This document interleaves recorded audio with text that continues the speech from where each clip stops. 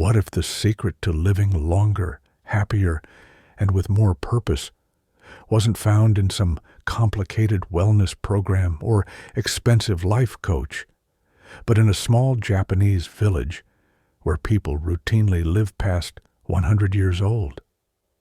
What if everything you needed to find meaning and vitality was already within you, just waiting to be discovered? Today, we're exploring Ikigai, the Japanese secret to a long and happy life, by Hector Garcia and Francesc Miralles, an international bestseller that reveals why the people of Okinawa, Japan, have the longest life expectancy in the world and what we can learn from their approach to living. Ikigai, pronounced Ikigai, translates roughly to a reason for being, or the reason you wake up in the morning. It's the intersection of what you love, what you're good at, what the world needs, and what you can be rewarded for. But Ikigai is more than just a concept. It's a way of living that the authors discovered by traveling to Ogimi, a village in Okinawa known as the Village of Longevity, where they interviewed the oldest residents to understand their secrets.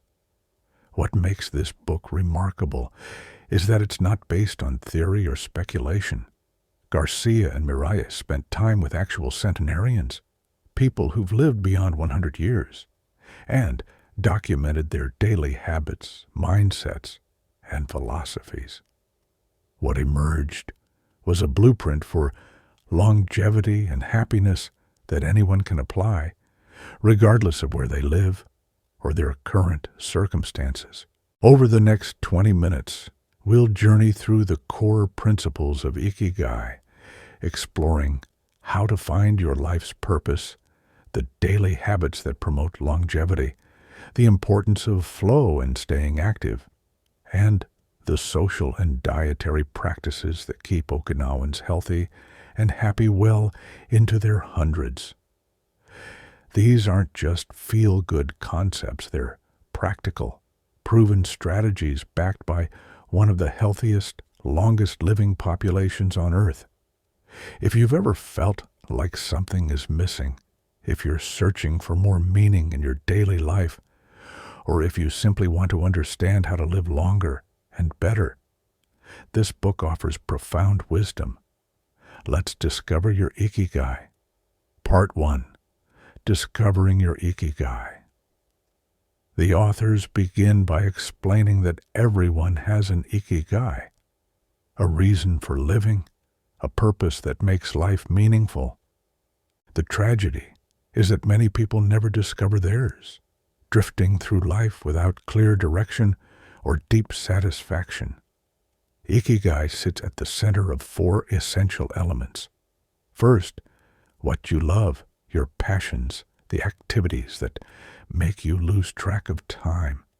Second, what you're good at, your natural talents and developed skills. Third, what the world needs, how you can contribute value to others. And fourth, what you can be rewarded for, what allows you to sustain yourself financially or through exchange. When you find the overlap of all 4 elements, you've found your Ikigai. But Garcia and Miralles emphasize that this doesn't mean you need to find one single perfect career or calling. Your Ikigai can be a combination of things. It can evolve over time. The key is knowing what gives your life meaning and organizing your days around it. The authors share insights from their interviews in Ogimi. They discovered that every centenarian they spoke with had a clear Ikigai. 100-year-old fisherman still woke before dawn to catch fish for his family. A 102-year-old woman found purpose in her garden and caring for her great-grandchildren.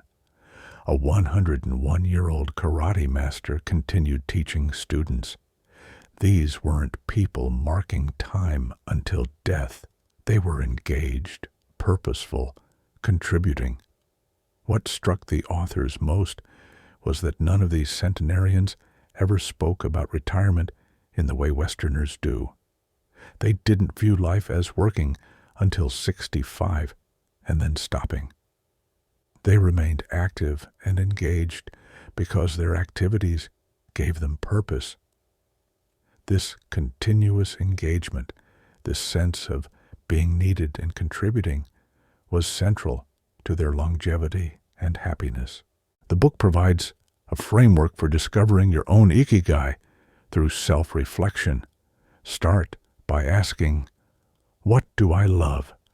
Make a list of activities that genuinely excite you, that you do even if you weren't paid. What am I good at? Identify your natural strengths and skills you've developed.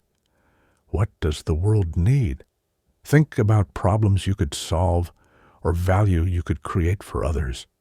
What can I be rewarded for? Consider how your skills and passions could translate into livelihood. Garcia and Miralles caution against overthinking this process. Your Ikigai doesn't need to be grandiose.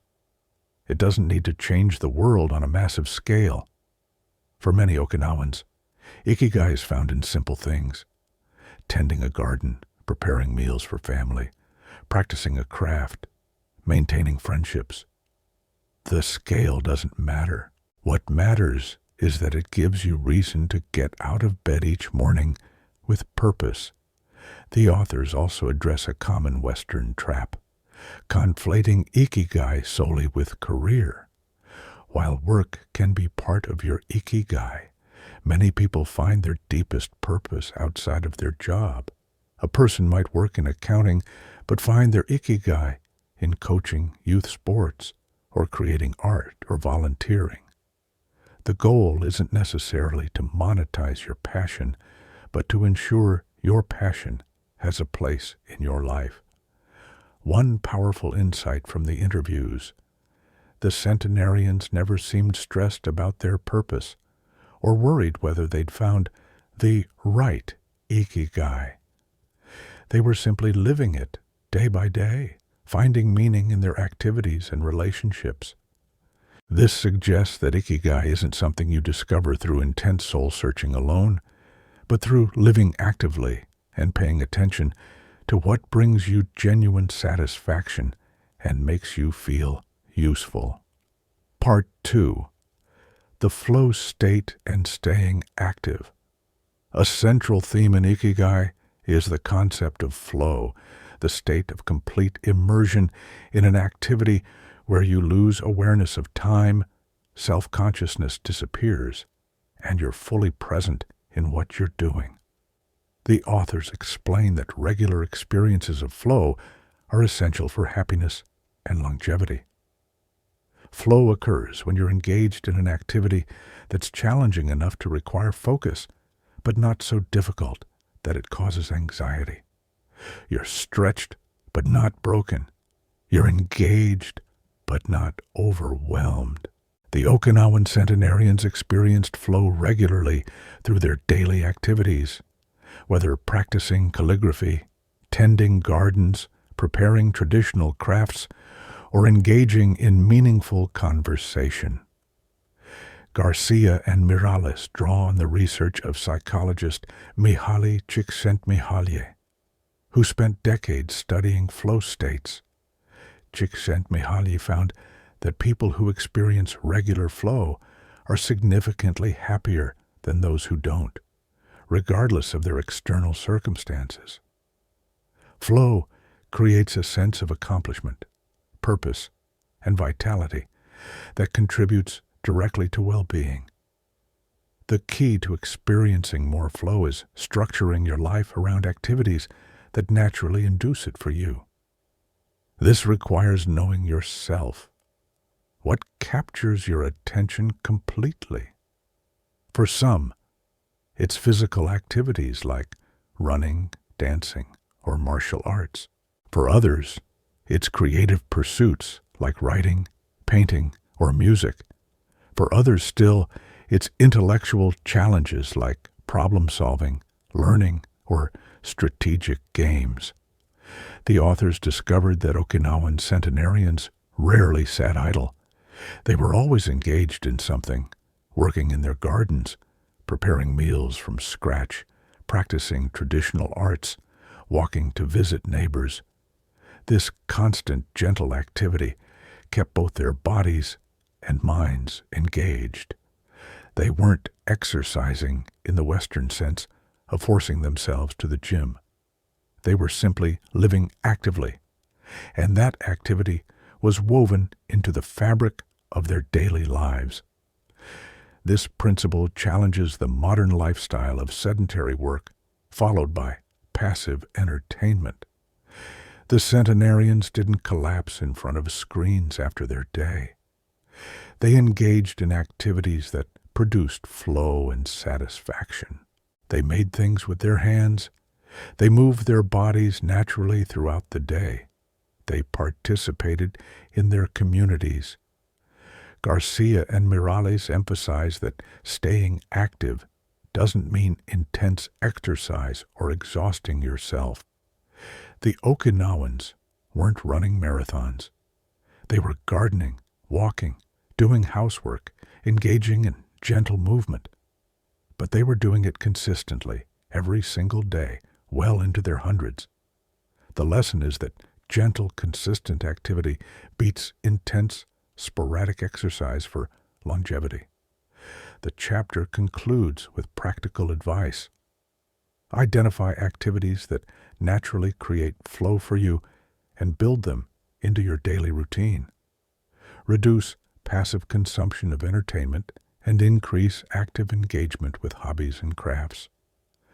Move your body naturally throughout the day rather than sitting for hours, then trying to compensate with gym sessions. Create an environment and schedule that supports flow rather than disrupts it. Part 3. The importance of community and belonging. One of the most striking discoveries Garcia and Miralles made in Ogimi was the strength of social bonds. The centenarians were deeply connected to their community through something called moai, informal social groups that have existed in Okinawa for centuries. A moai is a group of lifelong friends who provide emotional, social, and even financial support. These groups typically form in childhood or early adulthood and continue throughout life. Members meet regularly, sometimes daily, to talk, share meals, support each other through difficulties, and celebrate joys. The commitment is lifelong. You don't leave your moai. The authors explain that this deep social connection is a crucial factor in Okinawan longevity.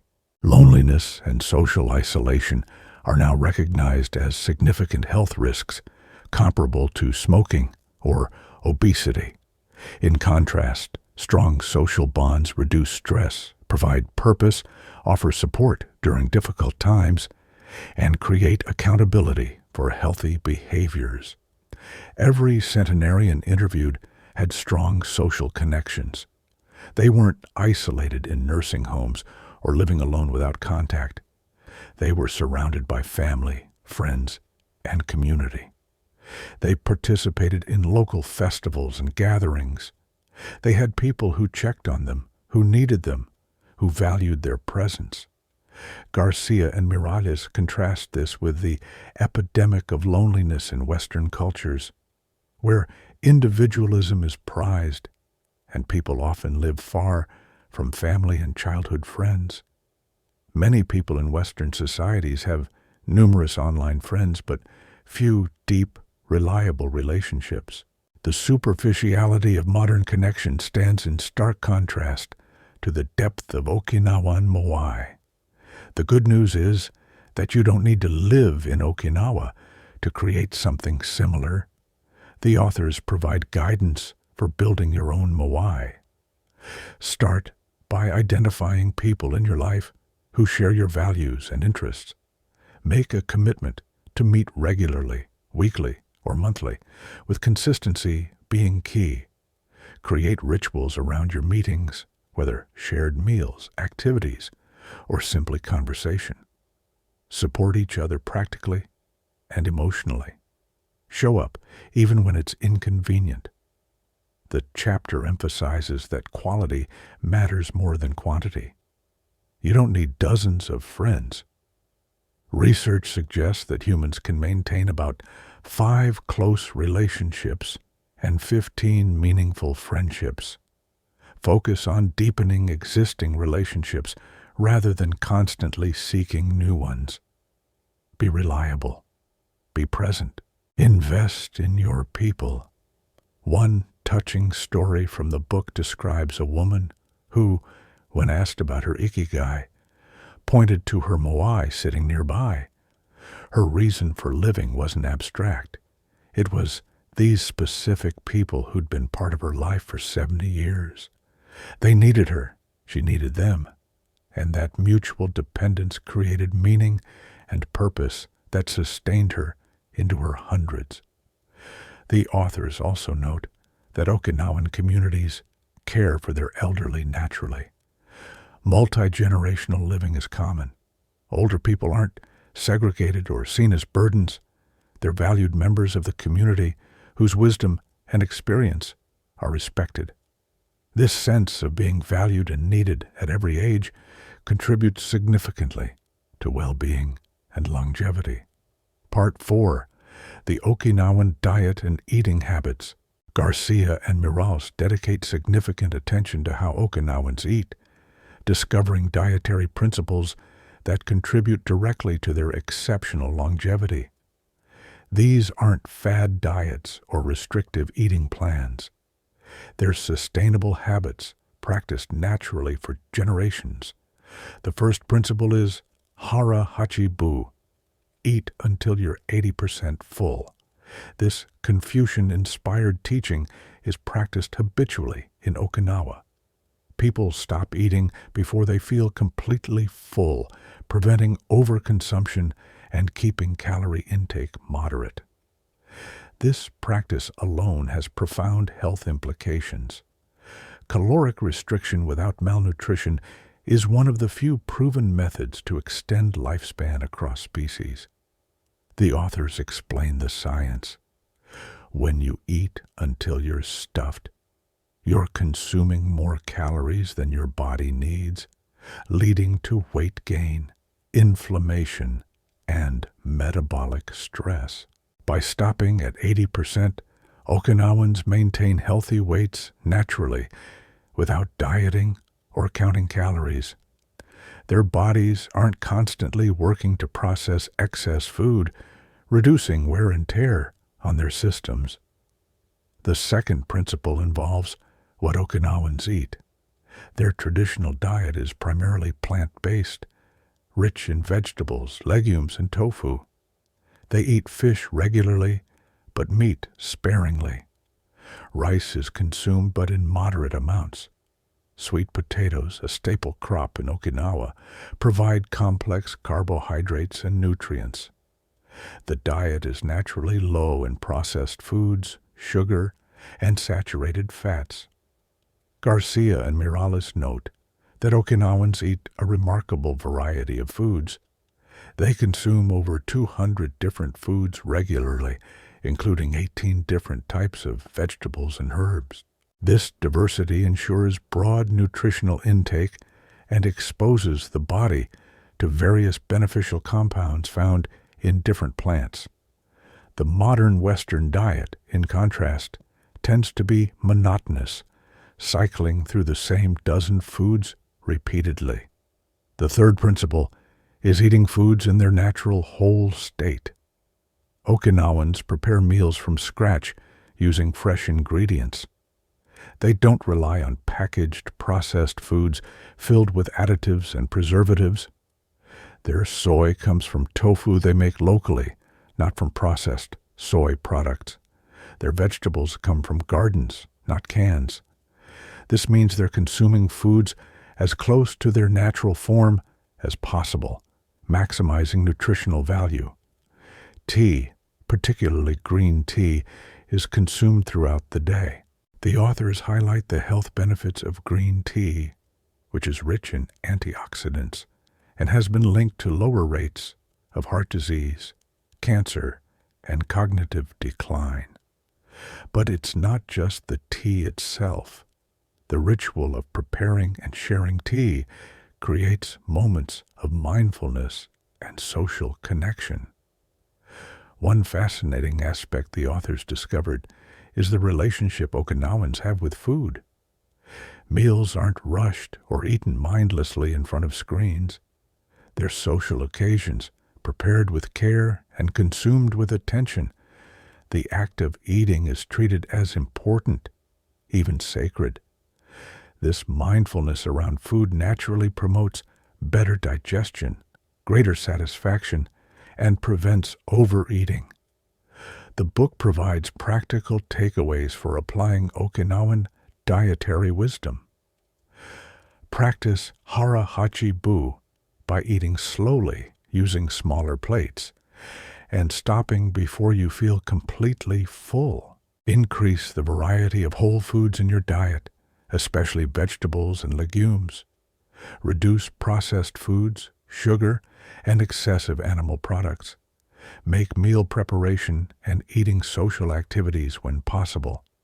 Drink tea and stay hydrated throughout the day. Garcia and Miralles are careful to note that you don't need to adopt a perfectly Okinawan diet to benefit. Small shifts toward their principles, eating more vegetables, preparing more meals from scratch, practicing portion control, can have significant health impacts over time. Part 5. Movement and gentle exercise.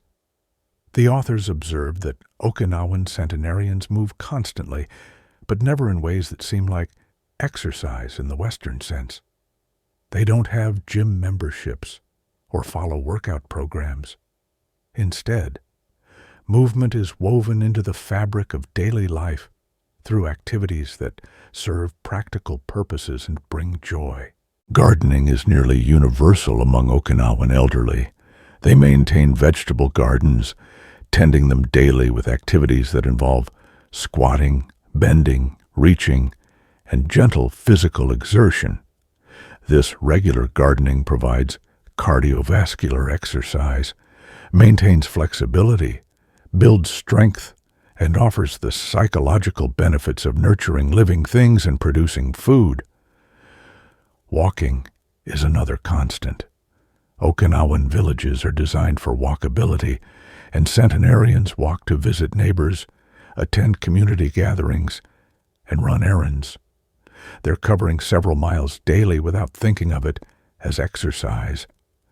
The movement is purposeful and social, which makes it sustainable and enjoyable rather than a chore to check off a list. Many elderly Okinawans practice traditional arts that involve physical skill, martial arts, traditional dance, calligraphy. These activities demand coordination, balance, and controlled movement while also providing mental engagement and connection to cultural heritage. A 100-year-old karate master interviewed in the book still practiced daily, maintaining remarkable physical capability through consistent, purposeful movement. Garcia and Miralles contrast this with the modern pattern of sitting for 8 to 10 hours daily, then trying to compensate with an hour at the gym. The Okinawan approach, gentle, frequent, purposeful movement throughout the day, appears far more effective for longevity. The body isn't meant for prolonged stillness followed by intense exertion. It's designed for continuous, moderate activity. The book introduces several movement practices popular in Okinawa. Radio Taiso is a gentle exercise routine performed to music, practiced in groups throughout Japan. It involves simple stretching, bending, and movements designed to maintain flexibility and circulation. Many centenarians do this daily. The practice takes only minutes, but keeps the body functional and prevents the stiffness that comes with aging. The principle of active sitting is common in Okinawan homes, which traditionally have low furniture, people sit on the floor and move between sitting, kneeling, and standing positions throughout the day. This constant positional change maintains hip flexibility and leg strength without conscious exercise. In contrast, Western-style chair sitting for hours causes muscular imbalances and joint stiffness. The authors provide practical guidance for incorporating Okinawan movement principles. Take walking breaks every hour if you have sedentary work. Engage in activities that provide both purpose and movement. Gardening, cooking from scratch, housework, playing with children or pets. Practice gentle stretching or yoga daily. Find movement activities you genuinely enjoy rather than forcing yourself through workouts you hate. Make movement social when possible. The key insight is sustainability. The Okinawans didn't maintain intense exercise regimens through willpower. They created lifestyles where movement was natural, necessary, and pleasurable. That's why they're still moving in their hundreds. Part 6. Stress, Resilience, and Mental Attitude. Garcia and Miralles dedicate significant attention to the mental and emotional practices that contribute to Okinawan longevity. They discovered that centenarians possessed remarkable resilience and maintained positive outlooks despite hardships many had endured, including war, poverty, and personal losses. The concept of anti-fragility is introduced, the quality of getting stronger through stress rather than being weakened by it. The Okinawan elderly embodied this principle. They'd experienced tremendous difficulties, but hadn't been broken by them. Instead, they'd developed wisdom, adaptitude, and psychological strength through overcoming challenges. One practice the authors highlight is the Okinawan approach to worry. When asked about stress, centenarians often smiled and said they didn't waste energy worrying about things they couldn't control. This wasn't denial or suppression. It was conscious choice about where to direct mental energy. They focused on what they could influence and accepted what they couldn't. The book explores several traditional practices that support mental well-being.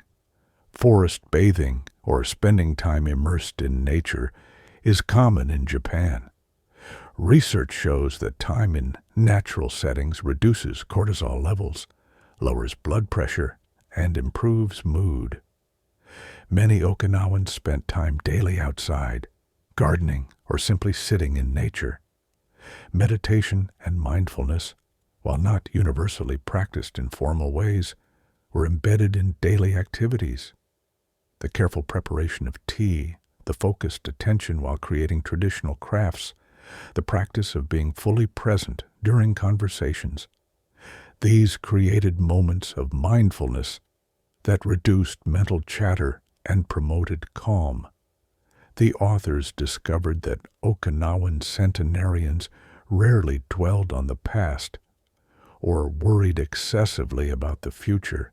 They were remarkably present-focused, engaged with whatever they were doing in the moment.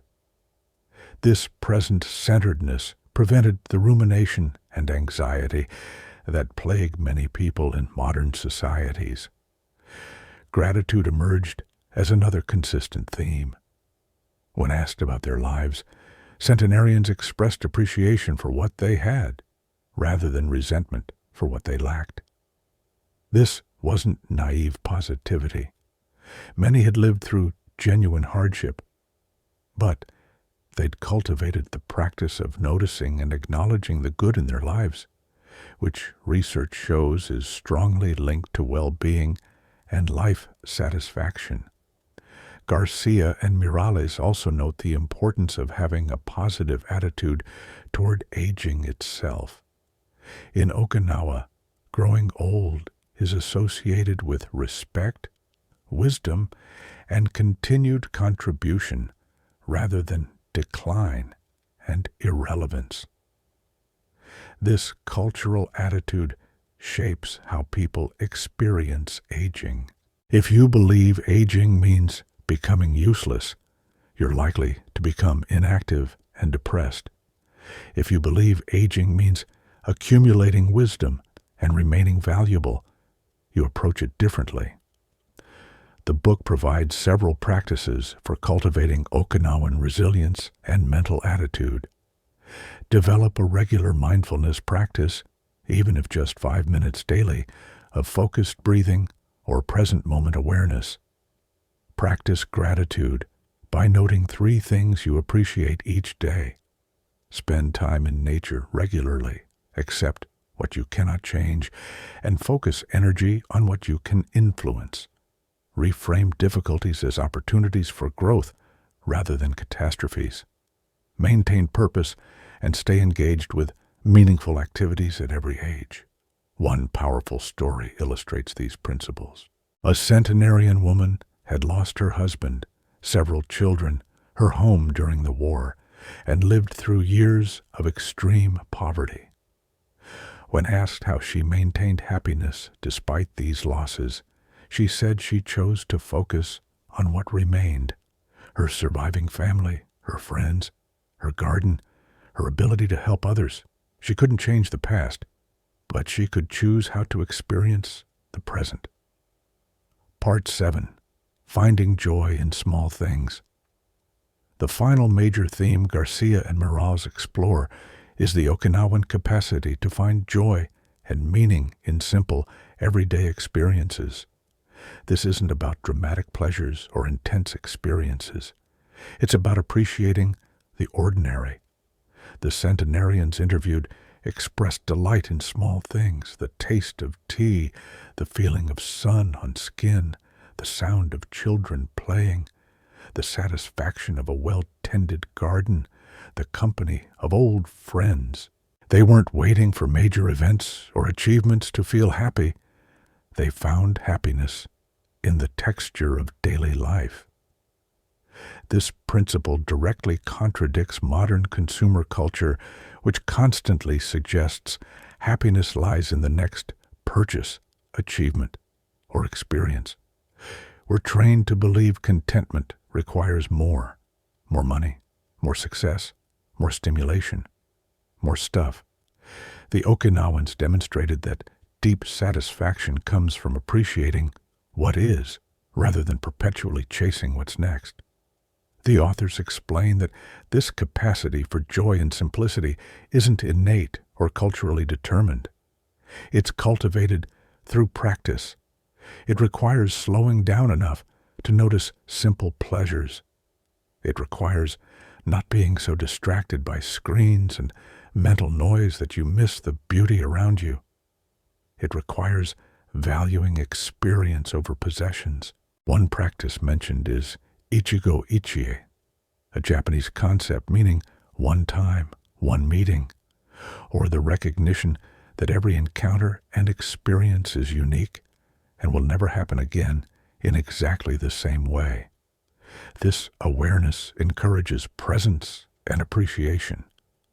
When you realize this cup of tea with this friend in this moment is unrepeatable, you pay attention differently. Garcia and Miralles observed that Okinawan centenarians weren't rushing through life. They moved at a sustainable pace, took time for rituals and traditions, and weren't constantly seeking efficiency and productivity. Meals were leisurely, conversations were unhurried, work was done with care rather than speed. This slower pace allowed space for noticing and appreciating life's simple pleasures. The chapter provides guidance for cultivating this appreciation. Practice mindfulness during routine activities.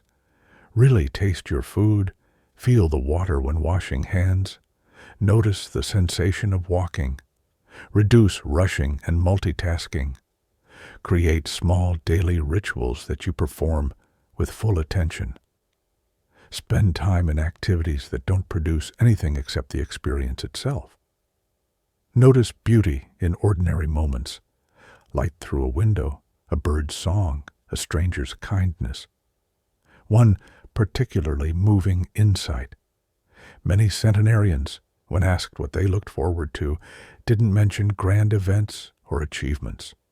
They looked forward to tomorrow's sunrise, to seeing their grandchildren, to their daily gardening, to their next meal with friends. Their joy wasn't dependent on extraordinary circumstances. It was woven into the ordinary fabric of daily living. We've journeyed through the wisdom of Okinawa, exploring the secrets behind the longest-lived people on Earth. These aren't secrets at all, really. They're simple principles practiced consistently. Find your Ikigai, stay active and engaged, cultivate deep relationships, eat mindfully and moderately, move your body naturally, maintain resilience and presence, and find joy in simple things. What makes Garcia and Miralles' book so powerful is that it's not theoretical. These principles aren't based on speculation about what might work. They're extracted from people who've actually lived beyond 100 while maintaining vitality, purpose, and happiness. The Okinawan centenarians are living proof that these practices work. Here's the beautiful truth about Ikigai. You don't need to move to Japan, adopt an entirely different lifestyle, or make radical changes overnight. You can begin wherever you are with small steps. You can start discovering your Ikigai today by asking what gives your life meaning and purpose. You can practice Hara-Hachi-Bu at your next meal. You can take a walk, call an old friend, tend a plant, find flow in an activity you love. The centenarians of Ogimi weren't trying to live to 100. They were simply living with purpose, connection, and appreciation for each day. The longevity was a byproduct of living well, not the goal itself. That's perhaps the deepest lesson. When you focus on living a meaningful, connected, active life in the present, the future takes care of itself. I want to leave you with a question that the authors pose. What is your reason for waking up in the morning? What gives your life meaning and purpose? If you can't answer clearly, then finding your Ikigai might be the most important work you do, because a life with purpose isn't just longer, it's richer, happier, and more fulfilling in every moment. Start small. Choose one principle from this book and apply it this week. Maybe it's eating until you're 80% full. Maybe it's taking a daily walk. Maybe it's reconnecting with an old friend or starting a hobby that creates flow. Whatever you choose, do it with the spirit of Ikigai, with intention, presence, and appreciation. The centenarians of Okinawa have given us a gift, a proven blueprint for living longer and better. The wisdom is here. The only question is whether you'll apply it. Your Ikigai is waiting to be discovered and lived. If this summary resonated with you, let me know in the comments what your Ikigai might be, or which principle you're going to start practicing. And if you want the full depth of wisdom and stories from Ogimi, pick up Ikigai, the Japanese secret to a long and happy life. It might just change how you think about living. Until next time, remember, you have everything you need to live with purpose and joy. Find your Ikigai and wake up each day with a reason to embrace life fully. Thank you for watching.